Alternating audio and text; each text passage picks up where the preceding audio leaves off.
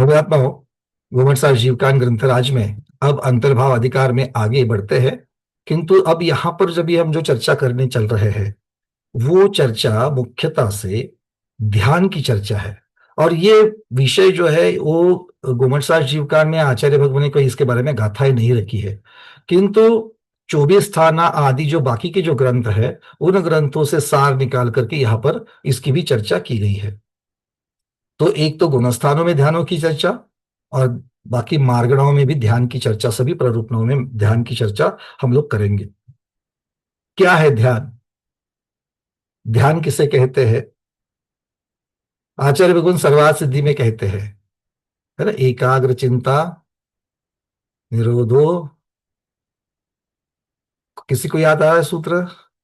किरण दीदी बोलिए। एकाग्र चिंता, एकाग्र चिंता निरोधो ध्यान मांतर मुहूर्तार्थ। ध्यानांतर मुहूर्त।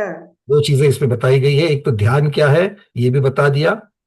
अंतर मुहूर्त के लिए चित्त का एकाग्र करना, और ये अंतर मुहूर्त तक ही हो सकता है, उससे ज्यादा नहीं हो सकता है। और लगातार अंतर मुहूर्त जिसके हो जावे वो केवल ज्ञान लेकर के निकले।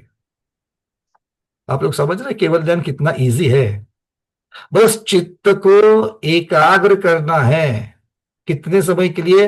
अंतर मुहूर्त के लिए, उससे ज्यादा नहीं। पर लगातार, अगर कोई लगातार अंतर मुहूर्त तक अगर करता है तो वो केवल ज्ञान लेकर के ही चलेगा। हाँ, अब ये जो अंतर मुहूर्त है ना, इसमें सारी चीजें लगा लो। क्षयिक सम्यक दृष्टि, अगला भव नहीं, अगले भव की आयु नहीं बांधी है, वज्र वृषभ नाराज सहनन है, वो सारा झूलना, छठा सातवां गुणस्थान, फिर सातवें गुणस्थान का अदप प्रवृत्तकरण, अपूर्वकरण, अनिवृत्तिकरण, सूक्ष्म सांप्राय करके 12वें गुणस्थान में क्षीण कषाय में जाना, और 13वें गुणस्थान में प्रवेश करना। ये सारी प्रक्रिया उस अंतर मुहूर्त में होगी जब एकाग्र चिंता ध्यान होगा। आप और हम ध्यान करते कि नहीं करते हैं? आप और हम ध्यान करते कि नहीं करते हैं? कितनी देर ध्यान करते हैं हम लोग? कितनी देर ध्यान करते हैं? जल्दी जल्दी बोलना है। कितनी देर ध्यान करते हैं? नीरज जी को तो हम बाद में पूछेंगे, ठीक है? कितनी देर ध्यान करते हैं? पूर्णिमा दीदी कितनी देर ध्यान करती हो? समय करते इतनी देर होता है खाली। समय बता दो, समय बता दो। 24 घंटे। 48 48 मिनट। 24 घंटे में 48 मिनट ध्यान करते हैं। सुबह और शाम 2 टाइम। सुबह शाम 2 टाइम करते हैं। चलिए, और कोई 24 घंटे में 24 घंटे ध्यान करने वाला कोई है? 24 घंटे में 24 घंटे ध्यान करने वाला, ये सब लोग आधे से ज्यादा बोल रहे हैं ना। हाँ राजेश भाई, सब क्या लगता है? 24 घंटे ध्यान करते हैं क्या? अर्तल ध्यान, रौद्र ध्यान करते हैं। बहुत सुंदर, क्योंकि हम लोग ध्यान कहते ही हमेशा धर्म ध्यान की ही चर्चा करते हैं। ध्यान अकेला है क्या? धर्म ध्यान अकेला ध्यान है क्या? नहीं है। शुभ ध्यान, अशुभ ध्यान और शुद्ध ध्यान, 3 प्रकार के ध्यान हैं। अशुभ ध्यान से, जो अभी पूर्णिमा दीदी ने कहा वो भी ठीक है, उन्होंने मोटा मोटी अशुभ ध्यान से दूर रहने की बात कही। सुबह शाम जो सामायिक में बैठ गए तो अशुभ ध्यान से दूर रह गए, स्वाध्याय में बैठ करके भी अशुभ ध्यान से दूर रह रहे, मतलब शुभ ध्यान में रह रहे। ये शुभ ध्यान कहलाएगा, धर्म ध्यान। अशुभ ध्यान आर्त ध्यान और रौद्र ध्यान, और शुद्ध ध्यान शुक्ल ध्यान। तो क्या क्या फर्क है इनमें? सबके, इसमें से प्रत्येक के 4 4 भेद है। हमने गुणस्थान प्ररूपणा में इसकी बहुत डिटेल में चर्चा की है। थोड़ा सा रिव्यू कर लेते हैं।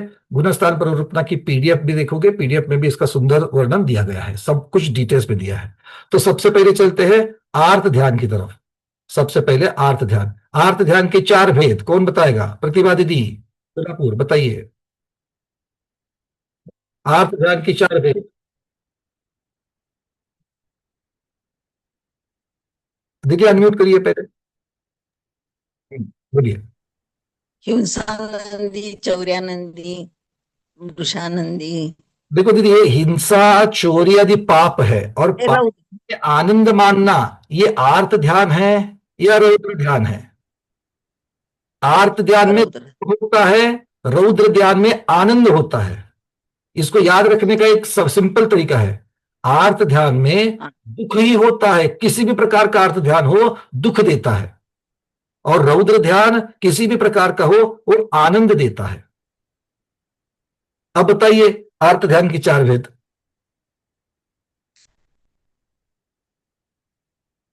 कनक वाला दीदी, कोई बात नहीं, पता तो है, याद नहीं आता। सॉरी। अब वापस आपने भी कनक वाला दीदी आनंद ही डाल दिया। हम आर्त ध्यान की चर्चा कर रहे हैं, आप आनंद देने वाले रौद्र ध्यान की चर्चा कर रहे हो। ठीक है, चलिए रोहिणी गांधी दीदी बोलिए। अनम्यूट करिए जल्दी जल्दी, आज समय बहुत कम है, जल्दी से अनम्यूट करना। डॉक्टर मधु दीदी, जिनके अनम्यूट होते हैं बोलिए। सॉरी। आर्त ध्यान, इष्ट वियोगज, अनिष्ट संयोगज, निदान आर्त ध्यान और वेदना आर्त ध्यान। पहले वेदना आएगा फिर निदान आएगा। तीसरा कौन सा बताया? शरीर की पीड़ा का आर्त ध्यान। वेदनाजन्य। हाँ, और फिर निदान। बहुत बढ़िया। तो आचार्य भगवान यहाँ पर कह रहे हैं इष्ट वियोग, वो सही है, उत्तर दे दिया। इष्ट वियोग, देखो दुख कब कब होता है हमें? जब जब दुख होता है तब तब आर्त ध्यान होता है। जब जब दुख होता है तब तक आर्त ध्यान होता है। दो प्रकार के दुख है, वेदनाजन्य, एक शारीरिक वेदना, मानसिक वेदना होती है। और मानसिक वेदना होने के कारण अगर हम लोग देखेंगे तो इष्ट का वियोग, मुझे जो चाहिए वो नहीं मिल रहा है, या मुझे जो चाहिए वो मुझसे दूर जा रहा है। कि परिवार के, मित्र के, बहुत नजदीक के जो व्यक्ति हमें प्रिय है, जो व्यक्ति या वस्तु, इसका वियोग होना कितना दुख होता है। वो सारा दुख आर्त ध्यान में आ जाता है। दूसरा है मुझे जो नहीं चाहिए वो मिल रहा है, अनिष्ट का संयोग, जिसका मुंह भी नहीं देखना चाहता वो मेरे सामने आ रहा है। अनिष्ट का संयोग, मैं चलते वक्त पीड़ा नहीं चाहता हूं, चलते वक्त पीड़ा नहीं चाहता हूं। महाराज जी के साथ, माता जी के साथ में विहार करना है और सोचता हूं कि ज्यादा धूप ना हो, ताकि बिना चप्पल के हम चलने वाले हैं, बिना चप्पल के हम चलने वाले हैं, तो क्या होगा? ज्यादा पाँव जले नहीं। किंतु अनिष्ट का संयोग हो गया, धूप ऐसी आ गई कि क्या बताओ, तो पीड़ा। तो ये सब आर्त ध्यान, इष्ट का वियोग, अनिष्ट का संयोग। तीसरा बता दिया वेदनाजन्य, जैसे कि कैंसर हो, ब्लड प्रेशर हो, हार्ट अटैक हो, टीबी हो, ट्यूमर हो, महारोग हो, जो भी हो। इतना ही नहीं तो घुटने का दर्द, कमर का दर्द, जितने जोड़ों का दर्द होते हैं वो सारे के सारे शारीरिक वेदना देने वाले, वो सब वेदनाजन्य। जब हाय मेरी कमर, हाय बोलते ही आर्त ध्यान शुरू। शायद हाय आप बाद में बोलोगे, उसके पहले तो प्रवृत्ति हो रही है वेदना की, तब वो वेदना आर्त ध्यान शुरू हो गया। मानसिक, किसी ने अपमान कर दिया, अकेले में किया तो ठीक, चार लोगों के सामने करे तो और भी दुखदाई, तो ये सारा वेदनाजन्य। तीसरा है निदान, आगामी भोगों की आकांक्षा से पीड़ित होना। मैं भोग की आकांक्षा कर रहा हूं, बहुत ट्राई कर रहा हूं ऑफिस में, प्रमोशन हो जाए, प्रमोशन हो जाए, प्रमोशन हो जाए, किंतु मुझे छोड़ करके तीसरे का ही प्रमोशन कर दिया, क्या होगा? आर्त ध्यान होगा।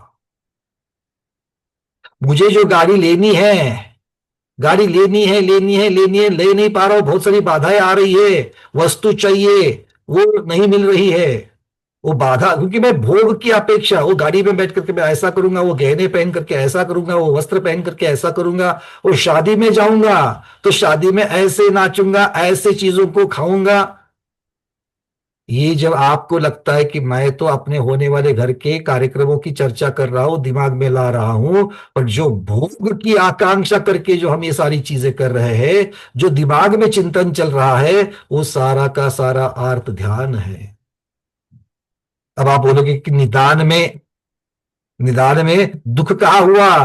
तो निदान के बारे में दुख को समझना है, भोगों की आकांक्षा तो कर रहे हैं, किंतु भोगों की आकांक्षा से पीड़ित हो रहे हैं, तब जाकर के आर्त ध्यान शुरू होगा। सिर्फ चिंतन, जो चिंतन मुझे पीड़ा दे रहा है, मुझे ये चाहिए पर नहीं मिल रहा है, ये चाहिए पर नहीं मिल रहा है, ये चाहिए पर नहीं मिल रहा है, तो इस तरीके से ये निदान नाम का अर्थ ध्यान है।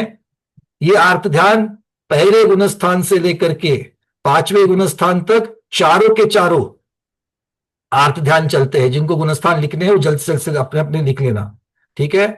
पहले 5 सुन लो, जो 6 दिखा रहे हो वो रुक जाओ थोड़ा सा, पूरी बातों को सुनना भी समझ लो, कभी कभी हमको पूरी बातें भी सुननी चाहिए। मैं कह रहा हूं चारों के चारों जो आर्त ध्यान है वो 5 गुणस्थान तक चलते हैं, पहले से 5 गुणस्थान तक, और फिर निदान को छोड़ करके इष्ट वियोगज, अनिष्ट वियोगज, अनिष्ट संयोगज और वेदनाजन्य, ये 3 जो है ये 6ठे गुणस्थान तक भी चलते हैं। मतलब मोटा मोटी में स्थूलता से ओवरऑल अगर हम देखा जाए, सामान्यता से देखा जाए, तो आर्त ध्यान पहले से 6ठे गुणस्थान तक चलता है, किंतु निदान नाम का आर्त ध्यान 5वें गुणस्थान तक ही चलता है, 6ठे गुणस्थान में नहीं होता है। ठीक है, चलिए बहुत बढ़िया। अगर कोई कहे मुनि महाराज को अगर निदान हो रहा है तो क्या करे, अगर मुनि महाराज निदान से पीड़ित हो रहे हैं तो 6ठे गुणस्थान में नहीं रह रहे हैं, इस बात को समझना है। अब चलते हैं रौद्र ध्यान। रौद्र ध्यान आर्त ध्यान के उल्टा है। आर्त ध्यान में दुख होता है, रौद्र ध्यान में आनंद होता है। किस चीज में आनंद होता है? तो कहते हैं कि पाप करके आनंद आता है। आप बोलोगे पाप करके कहां आनंद आता है? आप लोगों को पाप करके आनंद आता है क्या? पाप करके आनंद आता है? जागृति दीदी बोल रहे बहुत आनंद आता है। देखो आचार्य रघुवर रौद्र रौद्र ध्यान के गुणस्थान पहले से 5वां बताते हैं। समझ लो गुणस्थान कितने हैं? पहले से 5वां। अब मिथ्या दृष्टि की तो बात चलो ठीक है, सासदन वाले की भी ठीक है, मिश्र वाले की भी ठीक है। सम्यक दृष्टि पाप करके, आप कहोगे सम्यक दृष्टि पाप करके आनंद मान रहा है, मान रहा है कि नहीं मान रहा है? रात्रि भोजन करके आनंद होता है क्या दुख होता है? रात को 9 बजे जाकर के ठेले पर पाव भाजी खा रहे हैं, उसमें आलू भी है, प्याज भी है, रात को 9 बजे भी खा रहे हैं और तृप्त होकर के आ रहे हैं और दूसरों को बता रहे हैं अरे वहां की फला फला उस जगह की पाव भाजी खाई कि नहीं खाई तुमने? अरे खा के एक बार चक लेना, दूसरे का नाम भूल जाओगे, घर का खाना भूल जाओगे। क्या हुआ? आनंद हुआ कि नहीं हुआ? पाप करके, पाप है कि नहीं है? पहले पाप है कि नहीं बताओ? जीव सम्यक दृष्टि है कि नहीं है? सम्यक दृष्टिपना उसका दर्शन मोहनीय कर्म की अपेक्षा से है। सम्यक दृष्टिपना दर्शन मोहनी की अपेक्षा से, और ये सारा जो उसको करवा रहा है काम वो पाप कर्म का, पाप कौन करवाता है? चारित्र मोहनीय कर्म। अच्छा चौथे गुणस्थान वाले की तो बात हो गई, वैसे भी वहां चारित्र नहीं है। आप बोलोगे भैया 5वें गुणस्थान में भी रौद्र ध्यान, 5वां गुणस्थान तो किस किस का है? 5वां गुणस्थान देखो किस किस का है। पहले तो अनुवृत्ति, पहली प्रतिभा से शुरुआत हो रहा है, फिर आगे की प्रतिभाओं में बढ़ने वाले शुल्लक शुल्लिका माता जी भी आ जाएंगे। तो ऊपर ऊपर अब एक 5वें गुणस्थान में सबके एक जैसा रौद्र ध्यान नहीं होगा, उसकी तीव्रता कम कम कम होती जाएगी। पहले सबसे पहली बात, पहले से 5वें गुणस्थान तक अगर जब बताया तो पहले गुणस्थान वर्ती का जिस प्रकार का रौद्र ध्यान होता है वैसे 5वें गुणस्थान वर्ती का उतनी देर तक टिके या उतना ही होवे ये जरूरी नहीं है। फिर पहले प्रतिभाधारी का जिस प्रकार से होवे उतना आगे वालों का होवे ही ये जरूरी नहीं है, कम कम भी हो सकता है, पर होता है, होने की अपेक्षा, उपस्थिति की अपेक्षा से बता रहा है। अब बताओ भाई अनुवृत्ति प्रतिभाधारी हो कहां होता है? 6ठे प्रतिभाधारी हमारे पास बैठे विके जैन साहब। विके जैन साहब आप तो 5वें गुणस्थान वर्ती है, बताइए आपको रौद्र ध्यान होता है कि नहीं होता है? बताओ।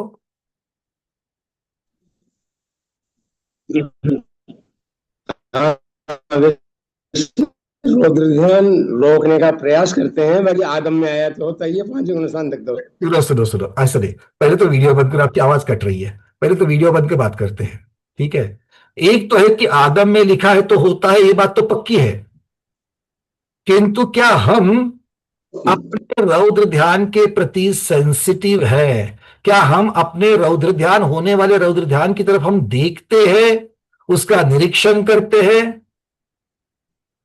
क्योंकि अगर हम प्रतिक्रमण हाँ करके हाँ शब्द जो उसमें आ रहे हैं, अगर उसकी तरफ ध्यान देंगे तो हमें बिल्कुल क्लियर समझता है कि अगर मैंने ये सारी क्रियाएं करी है तो उसमें मुझे आनंद आया है।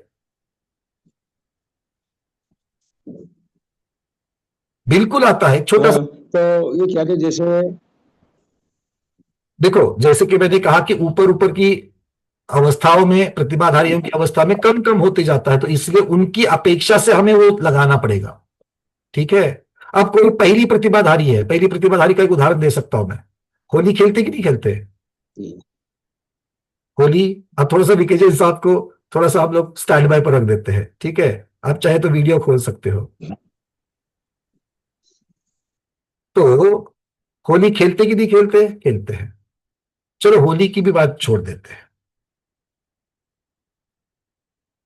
ठंड के दिनों में अगर हर रोज एक बकेट पानी से नहाते हो, ठंड के दिन में गरम गरम पानी मिल जावे तो 2 बकेट से नहाते कि नहीं नहाते हो?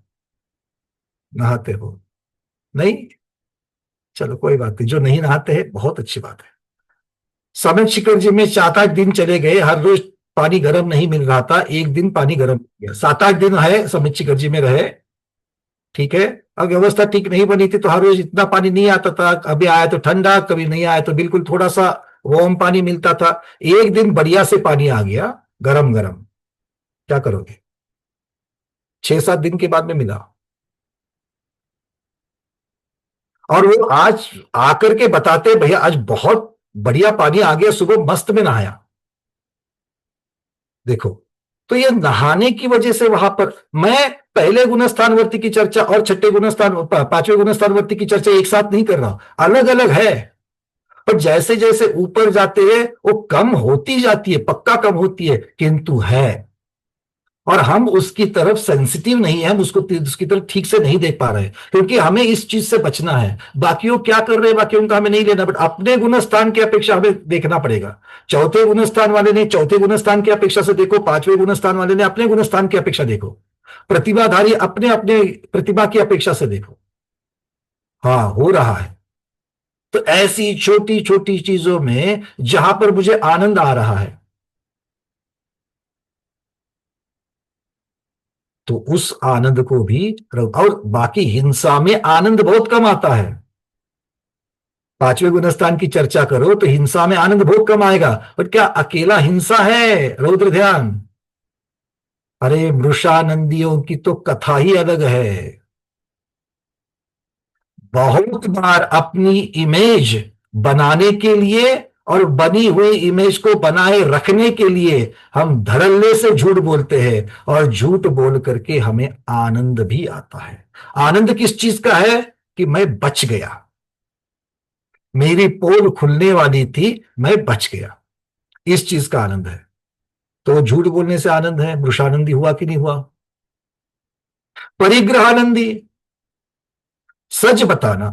जितना भी परिग्रह का परिमाण किया हमने, परिग्रह का परिमाण किया पांचवें गुणस्थानवर्ती में, उसका त्याग नहीं किया है, सर्वसंग परित्यागी नहीं है। तो मान लो किसी ने 2 वस्त्र ही रखे हैं, मान लो किसी ने 2 वस्त्र ही रखे हैं, और वो 2 वस्त्र के अंतर्गत अगर आपको जो एक एक वस्त्र आप निकाल रहे हो और एक नया वस्त्र वहां पर आ रहा है, और वो एक नए वस्त्र का जो स्पर्श है, वो स्पर्श करके आपको आनंद हो रहा है, परिग्रह आनंद हो रहा है कि नहीं हो रहा है? बड़ा सूक्ष्म विषय है। आप बोलोगे भैया इतना भी नहीं करेंगे क्या? नहीं, इतना करेंगे तो रौद्र ध्यान हो रहा है, मेरा कहने का इतना ही है। इतना करना है कि कितना करना है हर एक के हाथ में, बट ये रौद्र ध्यान है, भले कम कम कम कम कम होते जावे। ये जरूरी नहीं कि आपने प्रतिमा ली इसका मतलब है आपका रौद्र ध्यान कम हो गया, और ये जरूरी नहीं कि कोई चौथे गुणस्थान में है इसलिए उसको बहुत ज्यादा रौद्र ध्यान हो रहा है, जरूरत नहीं है। तो हर एक का रौद्र ध्यान अपने अपने शुभ अशुभ भाव की अपेक्षा से चलेगा। क्लियर है? तो रौद्र ध्यान के रौद्र ध्यान में हमने दो चीजें महत्वपूर्ण देखी। रौद्र ध्यान पहले से पांचवें गुण स्थान तक, और रौद्र ध्यान में आनंद होता है। ठीक है, इसके भी चार भेद हमने देखे। हिंसानंद, मृषानंद, मृषा मतलब झूठ बोलने में आनंद आना, चौर्यानंद चोरी करने में, कराने में, चोरी की अनुमोदना करने में, चोर को न्याय दिलाने में। अब यहां पर बोलोगे भैया पंचम गुण स्थानवर्ती काहे की चोरी करेगा? बहुत चीजों की चोरी कर सकता है, टैक्स की चोरी कर सकता है, राजा के नियम के उल्लंघन करने का, वो भी चोरी कहलाती है। अब राजा के नियम क्या है? अपने यहां तो राजा है नहीं है, गवर्नमेंट ने जो रूल बनाए, जा रहे हैं हाईवे पर, एक्सप्रेस हाईवे पर 80 की स्पीड का लिमिट बना हुआ है और आप 90-100 से चला रहे हैं और 100 के इसमें आपको आनंद आ रहा है। वो आनंद जो है वो क्या दे रहा है? हाँ, नियम को तोड़ने का जो आनंद है। फिर कारण तो आप कुछ भी लगा लो उसके लिए, अरे वो तो सब सामने वाला करप्ट आदमी था, उसको मैंने मजाक से खाया, आप उसको कोई भी शब्दों में ढाल दो, किंतु जहां पर कर्म का सिद्धांत चलेगा वो अपने हिसाब से ही चलेगा। उसकी लाठी, उसकी पनिशमेंट अभी समझ में नहीं आती है, किंतु कर्म बंद जब होकर के कर्म उदय में आएगा तो हमें ही पता नहीं चलता, अरे ऐसा मैंने क्या किया कि ये सब मुझे भोगना पड़ रहा है। और जब ऐसा लगे तो सोच लेना कि मैंने सचमुच में खुद को नहीं पहचाना कि मैं क्या क्या करके आया हूं। रूबी दीदी पूछ रही है, रौद्र ध्यान में यदि हमारा थोड़ा हार्श बोलने से कोई बिगड़ा हुआ ढीठ कुछ ढीला पड़ जाए तो आनंद होता है। देखो दूसरे का, अब इस चीज को थोड़ा सा अलग अलग इसके रंग है। अब कौन ढीठ है? क्या वो सचमुच बिगड़ रहा था? उसको सुधारने का जिम्मा मेरा है क्या? क्योंकि बच्चों के बारे में हो सकता है, बच्चे भी ढीठ हो जाते हैं। कोई कोई मान लो नेबर है, कचरा डाल रहा है, कितना भी बोलने पर नहीं समझ में आ रहा है, वो ढीठ हो रहा है, अब उसके बारे में उसको मजा चखाया। तो इन सब चीजों में आपको अलग अलग लगाना पड़ेगा, सबको एक तराजू में नहीं तोलोगे। तो इस प्रकार से, और वैसे भी सामने वाले को सीधा जब करने का रहता है तो उसके लिए स्थितिकरण, ये सम्यक दर्शन का अंग दिया गया है और स्थितिकरण का अपना तरीका है। ठीक है ना? तो हम सम्यक तरीके से अगर किसी का स्थितिकरण करें तो ठीक है, अगर हम मिथ्या तरीके से करें तो नहीं। हाँ, कर्म सिद्धांत को पढ़ने वाले कुछ अंश में बच पाते, नीरज कह रहे, या यूं कहिए स्वाध्याय करने वाले इससे बच सकते हैं, और इसीलिए स्वाध्याय जरूरी है। आगे बढ़ते हैं, अभी इसकी चर्चा हो चुकी है तो वापस हम इस पर नहीं जाएंगे। तीसरा महत्वपूर्ण आ रहा है धर्म ध्यान। तो पहले रौद्र ध्यान और आर्त ध्यान, ये जो दो मतलब 4 और 4 8 प्रकार जो है, ये अशुभ ध्यान के द्योतक है, ये अशुभ ध्यान है। अब चलते हैं शुभ ध्यान की तरफ। तीसरा ध्यान है शुभ ध्यान, जो धर्म ध्यान है। इसके 4 भेद भी किए गए हैं और इसके शारीरिक धर्म, महापौर, हरिवंश पुराण, चारित्र सार इत्यादि ग्रंथों में इसके इसी के और उत्तर भेद करके 10 भेद भी किए गए हैं। तो हम यहां पर मुख्यतः से 4 भेदों की चर्चा करेंगे, क्योंकि चार्ट जो बनने वाले हैं वो 4 भेद की अपेक्षा से ही बनेंगे। ठीक है, तो यहां पर क्या 4 भेद है? आज्ञा विचय धर्म ध्यान, अपाय विचय धर्म ज्ञान, विपाक विचय धर्म ज्ञान और संस्थान विचय धर्म ज्ञान। क्या है आज्ञा विचय? आज्ञा शब्द से हम सबको मालूम है आज्ञा सम्यक्त्व आदि। तो इसमें क्या होगा? तो जो इंद्रियों से दिखाई नहीं देते, अपने बुद्धि के परे है, जैसे सुदर्शन मेरु है, आकृतिम चैत्यालय की रचना है, मोक्ष जैसी बातें हैं, कर्म के बंध जैसी बातें हैं, कार्बन वर्गणा जैसी बातें हैं, जो हमें ना दिखाई देते हैं, ना हम इंद्रियों से इसको ग्रहण कर पाते हैं, फिर भी जिनेंद्र भगवान की आज्ञा के अनुसार इनका निश्चय करके ध्यान करना, इनको मान करके, इनके ऊपर विश्वास रख के इसके बारे में चिंतन करना, ये क्या कहलाएगा? ये आज्ञा विचय धर्म ध्यान। तो भगवान की आज्ञा के अनुसार निश्चय करना, वैसे श्रद्धान करना, ये मुख्यतः से आज्ञा विचय धर्म ध्यान हो जाएगा। अपाय विचय में क्या होगा? अपाय विचय में दूसरों के बारे में, जो संसार में प्राणी भटक रहे हैं, जो मिथ्या दर्शन, मिथ्या ज्ञान, मिथ्या चारित्र की वजह से भटक रहे हैं, उनका ये मिथ्यात्व दूर कैसे हो, इस प्रकार का निरंतर चिंतन करना अपाय विचय धर्म ध्यान है। तो लोगों के बारे में, सब जो जीव है जो संसार मार्ग में भटक रहे हैं, वो संसार मार्ग में भटकने वाले जीवों का भला कैसे करूं, इस प्रकार का जो चिंतन है। और शुरुआत किससे करनी है? लोगों का भला तो करना है, किंतु शुरुआत किससे करनी है? खुद से करनी है। ठीक है, तो ये क्या कहलाएगा? अपाय विचय। अब तीसरा है विपाक विचय। विपाक विचय में मुख्यतः से कर्म सिद्धांत का जो चिंतन किया जाता है, कर्म की 10 अवस्थाएं बताई गई है। तो उन कर्म की 10 अवस्थाओं का, जैसे कि पुण्य पाप कर्म का फल होता है, उसकी उदय होता है, उदीर्णा होती है, संक्रमण होता है ना, बंध को प्राप्त होते हैं, 4 प्रकार के बंध होते हैं, कर्म रहित होना मोक्ष कहलाता है। इन सब बातों का चिंतन करना, लगातार चिंतन करते रहना, यह कहलाता है विपाक विचय धर्म ध्यान। तो मुख्यतः से कर्म सिद्धांत का चिंतन। और चौथा है संस्थान विचय। संस्थान विचय को हम कहते हैं गाइडेड मेडिटेशन। मुख्यतः से इसको मोटा मोटी में, स्थूलता में गाइडेड मेडिटेशन मतलब कैसे है? अब इसके भी आगे चल करके भेद हो जाते हैं। तो 3 लोक का आकार है, समवसरण की रचना है, कई सम्यक शिखर जैसी की हुई यात्रा है, गोमटेश जैसे भगवान या आदिनाथ भगवान जैसे विशालकाय प्रतिभाओं के चिंतन करना है, उस मूर्ति का ध्यान, मूर्ति का रूप का ध्यान करना है, वो वीतरागीपना जो भगवान का जिस प्रकार से बना है उसका चिंतन करना है। अरे कभी कभी तो भगवान के पैर के अंगूठे का भी चिंतन किया जा सकता है। करके देखो, आपको कुछ नया विषय दे रहा हूं मैं। बहुत जगह पर जो प्राचीन प्रतिमाएं हैं, जैसे कि एक उदाहरण तो मेरे सामने अभी भी है, जटवाड़ा में जो संकटहर पार्श्वनाथ कहलाते हैं, वो प्राचीन प्रतिमा है। वो प्राचीन प्रतिमा के पैर के अंगूठे, पद्मासन की प्रतिमा है, बड़ी छोटी प्रतिमा है, किंतु आप देखिए उस प्रतिमा के पैर का जो अंगूठा है वो बाहर की तरफ वक्र है। वो ऐसा क्यों रहेगा? इससे क्या अर्थ निकलता है? इसका चिंतन करते करते करते आपका जो ध्यान उसकी तरफ, भगवान के उस वीतरागता की तरफ लग रहा है, और उसके साथ में आप कुछ चिंतन, आगम के अनुसार चिंतन को आप जोड़ करके सोच रहे हो, तो ये बात बिल्कुल आती है। गोमटेश भगवान की स्तुति है कि भगवान के कंधे कैसे है, भगवान की भुजाएं कैसी है, भगवान की ठोड़ी कैसी है। एक एक लाइन को भी अगर हम लोग लेंगे ना, तो भी उसके साथ में हमें ये बहुत सुंदर धर्म ध्यान हो सकता है। तो ये संस्थान विचय धर्म ध्यान, और इसमें मोटा मोटी में तो हर रोज करने जैसा है। और एक बात समझ लो, हम बड़ी माता जी के प्रवचन के आधार से मैं आपको बता रहा हूं, जो अस्वस्थ है, जो बेड पर है, जो बेड रिडन है, वो भी ये ध्यान कर सकते हैं।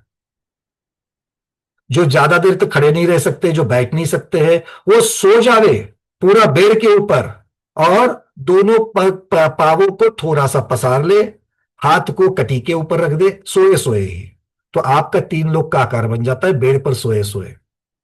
और फिर उस आकार के साथ में 3 लोक की रचना, वहां पर कहां पर अकृत्रिम चैत्यालय है, कहां पर किस प्रकार की रचना है, उसका ध्यान करो, तो आप उस होने वाली वेदना के आर्त ध्यान से बचकर धर्म ध्यान में चले जाओगे।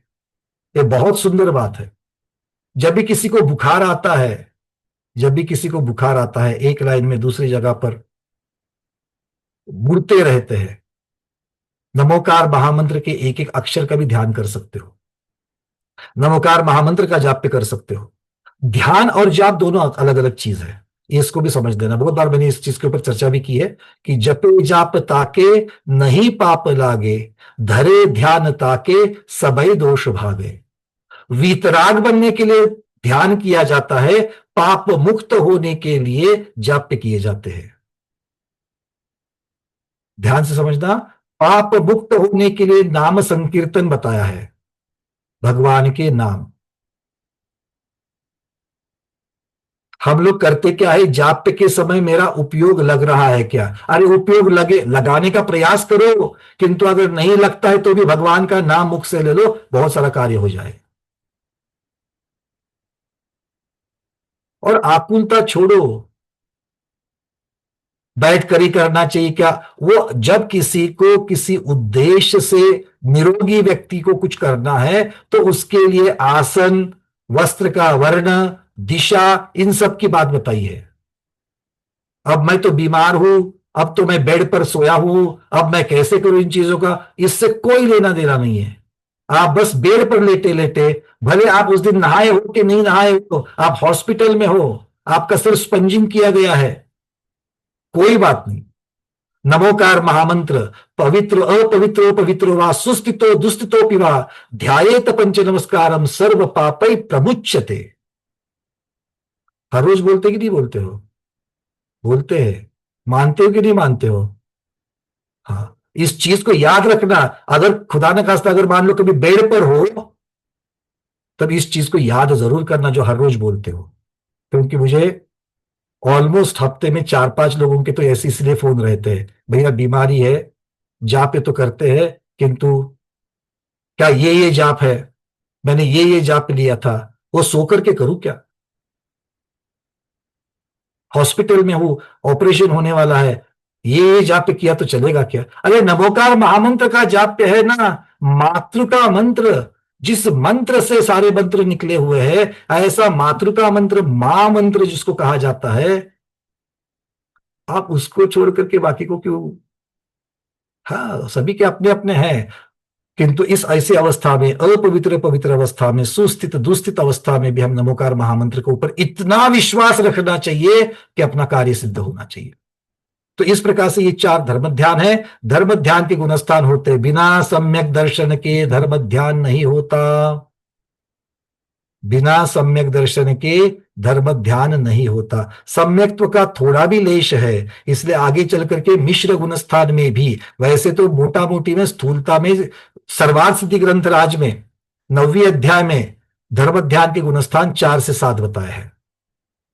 धर्म ध्यान के गुणस्थान 4 से 7, ये प्रधान वर्णन है सर्वार्थ सिद्धि का। किंतु जो 24 स्थानक के चार्ट हमने देखे, उसमें कहीं कहीं पर तीसरे गुणस्थान में 4 में से एक धर्म ध्यान भी बताया गया है उपचार से। ठीक है, तो जब चर्चा आएगी उसकी तब हम करेंगे। चलिए, अभी तो 4 से 7 लगा देना, विशेष की अपेक्षा देखेंगे, ये प्रधान वर्णन की अपेक्षा से बता रहे हैं। अगला है शुक्ल ध्यान। शुक्ल ध्यान के 4 भेद। अब शुक्ल ध्यान जो है वो शुभ और अशुभ से परे है। ये कब होता है? जब जीव शुभ और अशुभ दोनों को छोड़कर, क्योंकि शुभ में भी राग होता है, अशुभ में तो राग होता ही होता है। अशुभ में किस चीज का राग और द्वेष होता है? अशुभ में सुख के प्रति राग और दुख के प्रति द्वेष होता है, हाँ या ना? सुख के प्रति राग और दुख के प्रति द्वेष। तो द्वेष आर्त ध्यान में है और रौद्र ध्यान में राग है। अब शुभ ध्यान, धर्म ध्यान, हाँ, वहां पर भी मोक्ष मार्ग के प्रति राग भाव है और संसार मार्ग के प्रति द्वेष भाव है। धर्म ध्यान में आप छोड़ना चाहते कि नहीं छोड़ना चाहते हो? संसार को, पाप को छोड़ना चाहते कि नहीं छोड़ना चाहते हो? उस अपेक्षा से वो द्वेष भाव है। और आप मोक्ष मार्ग पर चलना चाहते हो, इसलिए मोक्ष मार्ग के प्रति राग भाव है। तो धर्म ध्यान में भी राग द्वेष है, और राग तीव्र हो सकता है। जब वैराग्य होता है तो संसार मार्ग के प्रति द्वेष तीव्र होता है। जब तक संसार मार्ग के प्रति द्वेष तीव्र और मोक्ष मार्ग के प्रति राग भाव जब तक तीव्र नहीं होता, तब तक केशलोच नहीं होता। क्या कह रहा हूं मैं?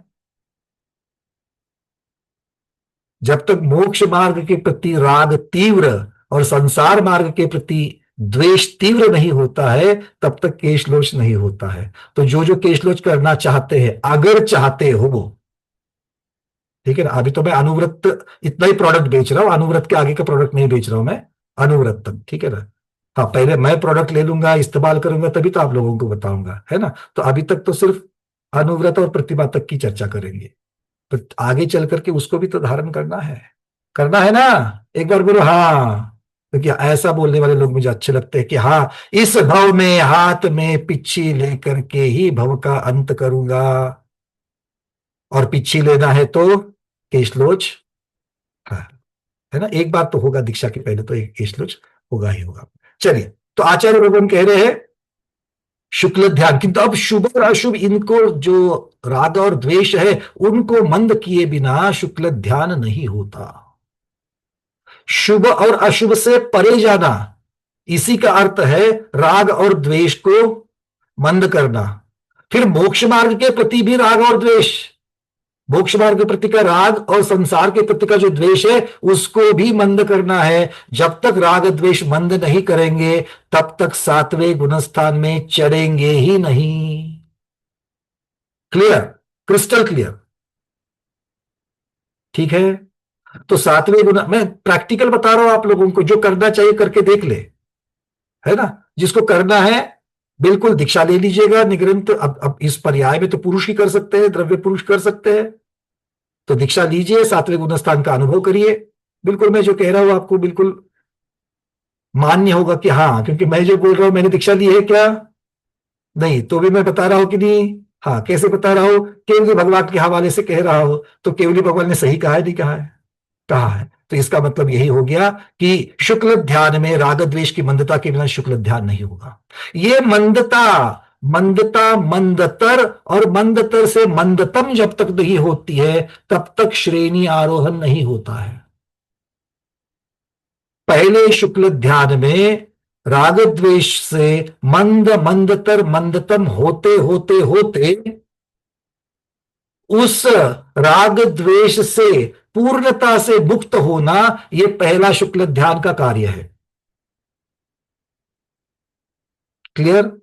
तो पहला शुक्ल ध्यान हमें वीतरागता दिलाता है, पहला शुक्ल ध्यान हमें वीतरागता दिलाता है।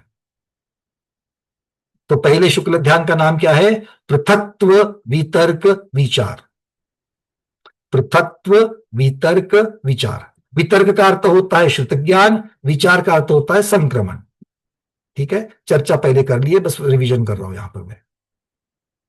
आचार्य भगवान कह रहे हैं कि चिंतन करने के योग्य जो पदार्थ है, पदार्थ किसे कहते हैं, स्वभाव सहित द्रव्य जो जानने योग्य है वो पदार्थ। तो जीव द्रव्य का स्वभाव, जीव द्रव्य जानने योग्य है ना, तो इन सभी को लेकर के जब तक मैं जीव का चिंतन करना चालू करता हूं तो मैं जीव पदार्थ का चिंतन कर रहा हूं।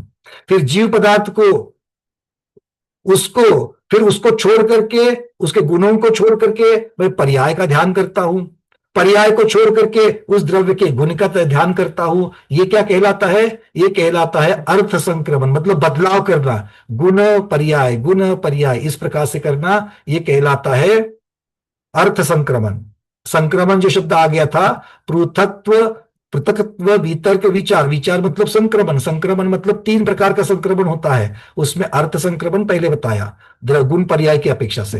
अब व्यंजन संक्रमण का अर्थ क्या होता है, वचन को व्यंजन कहते हैं, वचन को व्यंजन कहते हैं, उसका संक्रमण करना है। मतलब एक शुद्ध वचन का आलम्बन ले लो, फिर दूसरे शुद्ध वचन का आलम्बन होता है, फिर उसको भी छोड़ करके अन्य वचन का आलम्बन ले लो। जैसे अगर मुझे ध्यान के बारे में चिंतन करना है तो सूत्र कौन सा लेंगे, अभी अभी जो हमने सर्वार्थ सिद्धि का सूत्र, तत्वार्थ सूत्र का जो सूत्र लिया, उस सूत्र के आलम्बन ले लो, उसकी चर्चा कर लो। या फिर हो सकता है कोई तत्वार्थ सूत्र के दूसरे अध्याय का पहला जो सूत्र था, औपशमिक औपक्षायिक, वो वाला जो सूत्र है जो 5 भाव को बताने वाला है, उसकी चर्चा, उसका चिंतन कर रहे थे। उसके पश्चात जो दूसरा सूत्र है जिसमें उसमें द्विनवाष्टा वगैरह जो सूत्र में उसकी संख्या बताई गई है, उस संख्या की अपेक्षा से चर्चा करने की उसका चिंतन चल रहा है। तो किसमें चिंतन बदला, वचन में संक्रमण हुआ।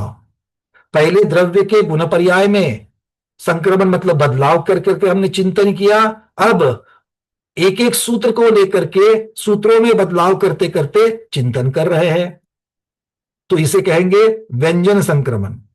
फिर योग संक्रमण आता है तीसरा, मनोयोग को छोड़ करके वचन योग को, मतलब चिंतन करते करते करते मन में बोलने की प्रवृत्ति होती है। बोलने की प्रवृत्ति जब होती है, जैसे कि आप मान लो हम चिंतन में तो बैठे हैं और चिंतन में बैठते बैठते अपने मन में ही बोलना शुरू कर लेते हैं, तो वचन योग, वचन योग को छोड़ करके मनोयोग, मनोयोग को छोड़ करके वचन योग। इस प्रकार से हम योग को बदल बदल करके भी संक्रमण कर करके हम लोग ध्यान कर सकते हैं। ये सब पृथक्व वितर्क विचार में होगा, अलग अलग को लेकर के करना। तो श्रुत ज्ञान का आलंबन लेकर के ये पहला शुक्ल ध्यान होता है। ठीक है, मैं बिल्कुल शॉर्ट में चल रहा हूं।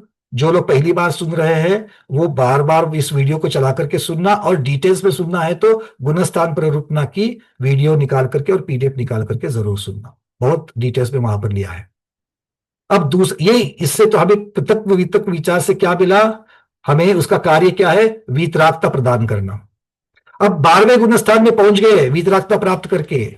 12वें गुणस्थान में पहुंचने पर वहां पर होता है शुक्ल ध्यान क्रमांक 2, उसका नाम है एकत्व वितर्क विचार। एकत्व वितर्क विचार, ठीक है। तो अब वहां पर इस प्रकार का कोई भी संक्रमण जो है वो संक्रमण नहीं करेंगे। और दूसरा शुक्ल ध्यान हमें क्या दिलाता है, सर्वज्ञता दिलाता है। दूसरा शुक्ल ध्यान क्या दिलाता है, सर्वज्ञता दिलाता है। मतलब हमें 13वें गुणस्थान में लेकर के केवल ज्ञान को दिलाता है, घाती कर्मों का नाश कराता है, इसी को कहेंगे सर्वज्ञता दिलाता है। फिर आता है तीसरा शुक्ल ध्यान जो 13वें गुणस्थान के अंत में होता है। तीसरा शुक्ल ध्यान जो 13वें गुणस्थान के अंत में होता है उसका नाम है सूक्ष्म क्रिया प्रतिपाति। अब प्रतिपाति जो है वो अप्रतिपाति शब्द से बना हुआ है, अ का लोप है, मतलब गिरता नहीं है। क्या है सूक्ष्म क्रिया प्रतिपाति में क्या होता है, आचार्य भगवान कहेंगे। अब थोड़ा सा एकत्व वितर्क विचार में एक लाइन और मैं जोड़ना चाहूंगा। जो शुक्ल ध्यान तीनों योगों में से एक योग के साथ होगा, मन वचन काय की अपेक्षा से एक ही योग के साथ में होता है एकत्व विचार। मतलब देखिए किस प्रकार का चिंतन चलेगा वहां पर। व्यंजन और योग अर्थ ये 3 प्रकार के संक्रमण थे, वो संक्रमण नहीं होंगे। ये अविचार शब्द है, एकत्व वितर्क अविचार शब्द आता है, वो अविचार का जो है वो लोप हो जाता है, तो अविचार शब्द है। अविचार मतलब संक्रमण रहित होता है, ये समझना पहले, ठीक है। चलिए अब तीसरे की चर्चा कर रहे थे, सूक्ष्म क्रिया प्रतिपाति। जब संयोग केवली 13वें गुणस्थान में भगवान की आयु अंतर्मुहूर्त शेष रहती है, 13वें गुणस्थान का अंतिम अंतर्मुहूर्त सब भगवान मनोयोग, वचन योग, बादर का योग आदि को त्याग करके सूक्ष्म कायोग में रहते हैं। और सूक्ष्म कायोग में जब जाते हैं तब सूक्ष्म क्रिया प्रतिपाति शुक्ल ध्यान के द्वारा वो योग निरोध करते हैं। तो तीसरे शुक्ल ध्यान का आउटपुट, तीसरे शुक्ल ध्यान का क्या कार्य क्या है, जीव को अयोगी बनाना। तीसरे शुक्ल ध्यान का कार्य क्या है, अयोगी बनाना। इस अवस्था में जब 14वें गुणस्थान में पहुंचते हैं तो 14वें गुणस्थान में जीव अंतिम शुक्ल ध्यान अर्थात विपरीत क्रिया निवृत्ति, उसमें देखो 4 शब्द आ गए, वि उपरत क्रिया अनिवृत्ति। विपरीत क्रिया निवृत्ति में 4 शब्द आ गए, वि उपरत क्रिया और अनिवृत्ति। वि का अर्थ होता है विशेष रूप से, उपरत मतलब दूर की गई है, क्रिया का अर्थ होता है योग, ठीक है। और अनिवृत्ति मतलब क्या है, देखिए कि विशेष रूप से जो क्रिया अर्थात योग दूर किया गया है वो विपरीत क्रिया और अनिवृत्ति हो, ये विपरीत क्रिया निवृत्ति ध्यान हो जाएगा। मतलब जो योग से अयोग बनावे, जो योग से अयोग बनावे, वो हमें जाकर के विपरीत क्रिया निवृत्ति, ये इस प्रकार का ध्यान हमें दिलाता है। बात क्लियर है सबको। और इसका कार्य क्या है, कर्म रहित अवस्था अर्थात मोक्ष दिलाना, ये चौथे शुक्ल ध्यान का कार्य है। तो ये चारों के गुणस्थान देख लीजिए। पहला शुक्ल ध्यान पृथक्व वितर्क विचार, वो 8वें से 11वें तक, 8वें गुणस्थान से 11वें गुणस्थान तक। दूसरा शुक्ल ध्यान एकत्व वितर्क अविचार, 12वें गुणस्थान में अकेला एक 12वां गुणस्थान। सूक्ष्म क्रिया प्रतिपाति जो तीसरा शुक्ल ध्यान है वो 13वां गुणस्थान, उसका अंतिम अंतर्मुहूर्त। और चौथा शुक्ल ध्यान विपरीत क्रिया निवृत्ति, ये 14वें गुणस्थान में होता है। तो इस प्रकार से ये चारों शुक्ल ध्यान की चर्चा हमने यहां पर की, जो मुख्यतः से 16 आर्त ध्यान के 4 भेद, रौद्र ध्यान के 4 भेद, धर्म ध्यान के 4 भेद और शुक्ल ध्यान के 4 भेद हमने देखे। ठीक है, संस्थान विषय आदि का मैंने यहाँ पर ज्यादा चर्चा आगे नहीं की, उसके भी 4 भेद जो है वो नहीं किया मैंने। पिंडस्थ, पार्थिव, ये पार्थिवी धारणा वगैरह, ये सब धारणा ध्यान वगैरह है, पदस्थ ध्यान वगैरह, वो यहाँ पर अभी नहीं करेंगे क्योंकि उसका विषय नहीं है। हमें बस 16 की अपेक्षा से वर्णन करना है। और कल, आज तो हम लोग क्लास में अपना समय पूर्ण हो रहा है, तो यहाँ पर अभी हम लोग आज इतना ही करते हैं। तो आज हमने ध्यान का रिवीजन कर लिया, मोटा मोटी, बड़ी स्थूलता से किया, किंतु मोटा मोटी में ध्यान का रिवीजन किया है। मैं चाहता हूं कि आप लोग आज गुणस्थान प्ररूपना की जो वीडियो है जहां पर ध्यान का वर्णन है, हो सके तो मैं आज लिंक भेज दूंगा आप लोगों को, नहीं तो आप लोग जो जानते हो प्लेलिस्ट में जाकर के आप उसको देख सकते हो। उसकी गुणस्थान प्ररूपना की जो पीडीएफ है ध्यान की, वो भी अच्छी तरीके से देख लेना, जिसमें आज मैंने जितना भी बोला है वो उसमें सारी चीजें उसमें अंकित की गई है। ठीक है, कल के अपेक्षा से हम लोग आगे की क्लास में जब भी हम चलेंगे, तब फिर अब चार्ट में अपेक्षा न स्थानों में इसकी चर्चा ध्यान की और मार्गणाओं में ध्यान की चर्चा करेंगे। आज इतना ही रखते हैं। आज के इस स्वाध्याय को इसी भावना के साथ में संपन्न करते हैं कि हम जल्द से जल्द ज्यादा से ज्यादा धर्म ध्यान को इस भाव में आचरण करते हुए अगले भाव से जब निकल करके जब अगला मनुष्य हो पाएंगे, तब मुनि दीक्षा के साथ साथ में हम शुक्ल ध्यान में आरूढ़ होकर के अपने आत्मा का कल्याण करें। इसी भावना के साथ सभी गुरुओं के श्री चरण में बारंबार नमोस्त वंदनामि इच्छाकार करते हैं और आज के स्वाध्याय को संपन्न करते हैं। जैनम जयतु शासनम, जैनम जयतु शासनम, जैनम जयतु शासनम।